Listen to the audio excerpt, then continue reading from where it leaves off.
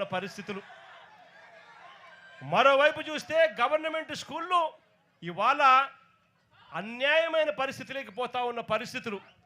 గోరుముద్ద కింద మనం తీసుకొచ్చిన పథకం ఈరోజు చిన్నారులు మంచి భోజనం కూడా పెట్టలేని పరిస్థితిలో ఈ రాష్ట్ర ప్రభుత్వం పనిచేస్తూ ఉంది. పిల్లల చేతుల్లో ట్యాబులు కనపడాల్సిన చోట ఇంగ్లీష్ మీడియం బడుల కింద గవర్నమెంట్ బడులు జరగాల్సిన చోట పిల్లలకు ఈరోజు నాసిరకం చదువులు అందుతూ ఉన్నాయి. మరోవైపున చూస్తే ఆరోగ్యశ్రీ పథకం పూర్తిగా పడకేసింది. పేదవాడు ఈరోజు ఎక్కడైనా కూడా వైద్యం అందాలి అని అంటే లక్షలు ఈ పొద్దు పేదవాడు వైద్యం కోసం కడితే తప్ప వైద్యం అందని పరిస్థితి.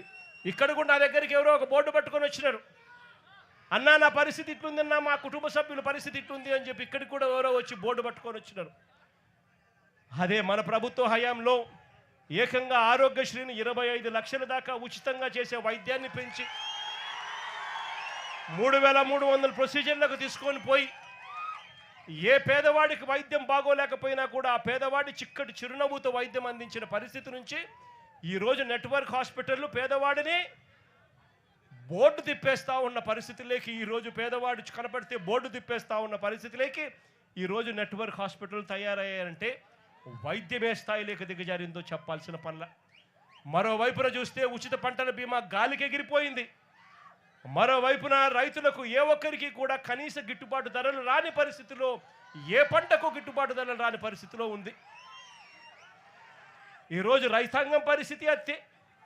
అక్క చెల్లెమ్మలకు గతంలో అన్ని పథకాలు అందిస్తూ అక్క చెల్లెమ్మలకు 0 వడ్డీ పథకాన్ని సైతం ఇస్తా ఉన్న పరిస్థితుల నుంచి ఈరోజు అక్క చెల్లెమ్మలకు ఏ పథకము అందక చివరికి 0 వడ్డీని కూడా తీసేసిన పరిస్థితిలో ఈరోజు అక్క చెల్లెమ్మల పరిస్థితులు ఉండరు. అన్ని రకాలుగా ఈరోజు ప్రజలు చంద్రబాబు నాయుడు గారిని తిడతా ఉన్న పరిస్థితులు. ఇలాంటి పరిస్థితుల మధ్య ఈ పెద్ద మనిషి చంద్రబాబు నాయుడు గారి ప్రభుత్వం దేవుడు చూస్తూ ఊరుకోడు, ప్రజలు దేవుడు మొట్టికాయలు వేసే రోజులు త్వరలోనే ఉందని చెబుతూ మీ అందరికీ కూడా భరోసా ఇస్తా ఉన్నా. కన్ను మూసుకొని కన్ను తెరిచేసరికి మన ప్రభుత్వం వస్తుంది. మన ప్రభుత్వం వచ్చిన తర్వాత మిమ్మల్ని అందరినీ కూడా ఈ ఫిషింగ్ హార్బర్ మీ హక్కుగానే ఇస్తాము.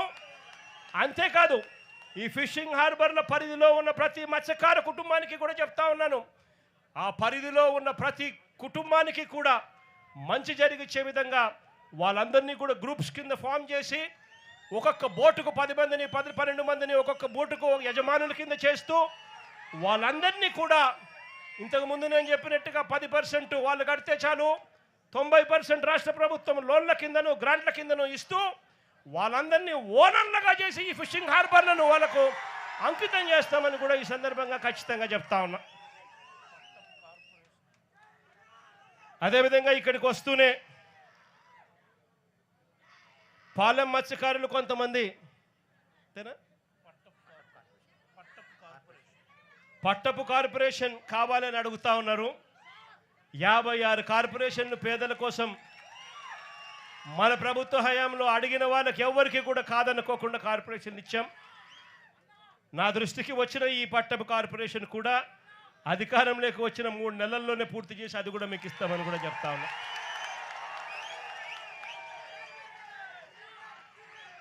మరొకసారి మీ అందరికీ కూడా భరోసానిస్తూ మంచి జరగాలి, దేవుడు ఖచ్చితంగా మంచి జరిగిస్తాడు, కాస్త భరోసాను మీ అందరికీ ఇవ్వడం కోసం, మీ అందరితో మీ అందరి కష్టాల్లో పాలు పంచుకునే దానికోసం ఈరోజు మీకు సంఘీభావంగా ఈరోజు తెలపడం కోసం నేను వచ్చి మీ అందరికీ తోడుగా ఉన్నానని చెప్పి కూడా తెలియజేసుకుంటూ మీ అందరి ఆప్యాయతలకు పేరు పేరున మరొక్కసారి హృదయపూర్వకంగా 2 చేతులు జోడించి పేరు పేరున హృదయపూర్వకంగా కృతజ్ఞతలు తెలియజేసుకుంటూ సెలవు తీసుకుంటా ఉన్నాను.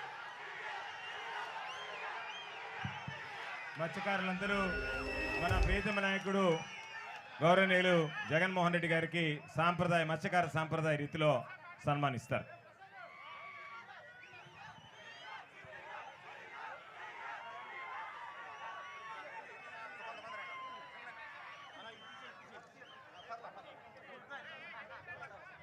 ఇంకొక ఉదాహరణ, ఈ జూవలదిన్న ఫిషింగ్ హార్బర్ ఈ హార్బరే కాదు, రాష్ట్రంలో ఏకంగా వైఎస్ఆర్సీపీ ప్రభుత్వం ఉండగా,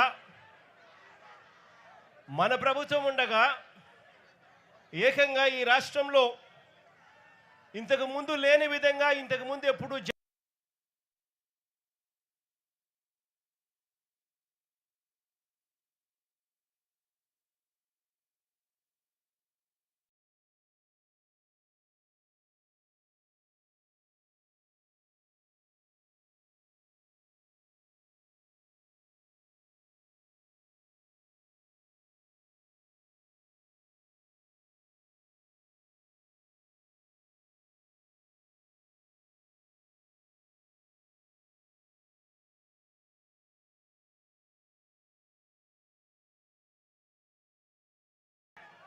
దేవుడి దయతో మన ప్రభుత్వ హయాంలోనే ఇవన్నీ కూడా అడుగులు వేగంగా ముందుకు పడతా ఉన్నప్పుడు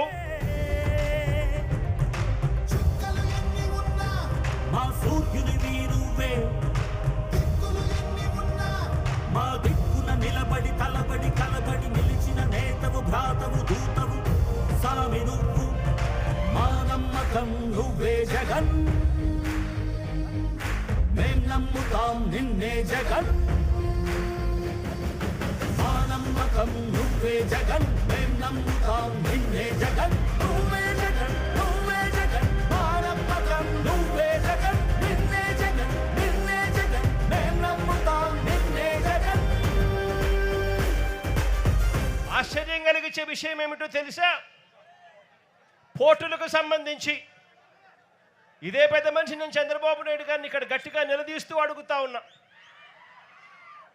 పోర్టులకు సంబంధించి కీలకమైన భూసేకరణలన్నీ కూడా పూర్తి చేసి అన్ని రకాల అనుమతులను తీసుకొచ్చి ఈ పోర్టులన్నింటినీ కూడా ఎటువంటి ఇబ్బంది లేకోకుండా బ్యాంకు రుణాలను సైతం వీటికి టైఅప్ చేసి ఫైనాన్షియల్ క్లోజర్ కూడా కంప్లీట్ చేసి మారిటైమ్ బోర్డు క్రియేట్ చేసి అన్ని రకాలుగా ఈ ప్రాజెక్టులను ముందుకు తీసుకొని పోయే కార్యక్రమం చేసి ఏకంగా రామయ్యపట్నం పోర్టులో ఏకంగా ఒకటేసారి దాదాపుగా 95% ప్రాజెక్టు కూడా పూర్తి చేసిన పరిస్థితిలోకి మన ప్రభుత్వ హయాంలో జరిగింది.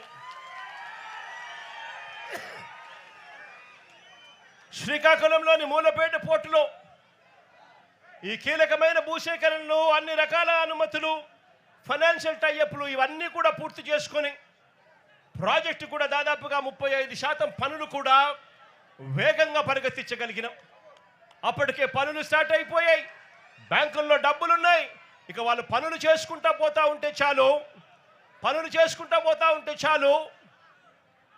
ప్రాజెక్టుకి ఎటువంటి అభ్యంతరాలు అవాంతరాలు లేకుండా ప్రాజెక్టు పూర్తవుతుంది.